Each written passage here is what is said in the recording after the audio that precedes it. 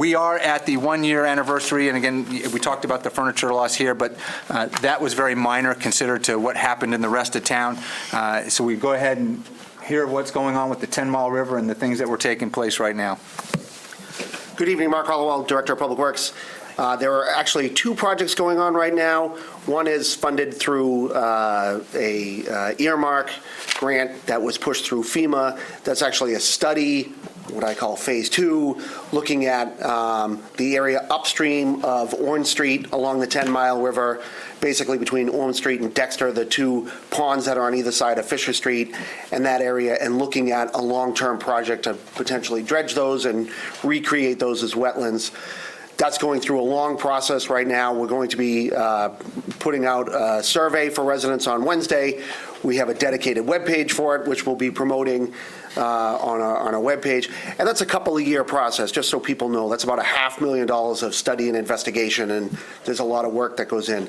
The upside to that is something that FEMA would actually pay for when we go to design and construction. That is the type of project that they fund, because it's wetland restoration, which is dredging, which they don't allow, but they do if you put wetland restoration in front of it. The other project, which we tried to get funded through FEMA and a lot of other programs and didn't get, and then I came to you, we're just getting started on, is the dredging of the 10 Mile River from Falls Pond to Orange Street, that area there, which is the most sedimented section of the river.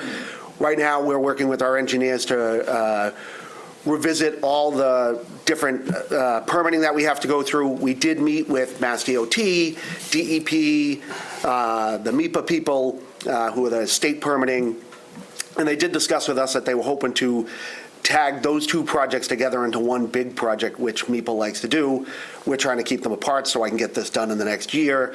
But our plan right now is to try to push through with MEPA this fall, get the permitting approved through them, put it through conservation, and then put it out to bid. It's already been designed, so we're hoping to put it out to bid late winter, early spring, and then that would be something that hopefully we'd be able to start on in earnest in the summer, next summer, to get that project done, which would be appropriate for that.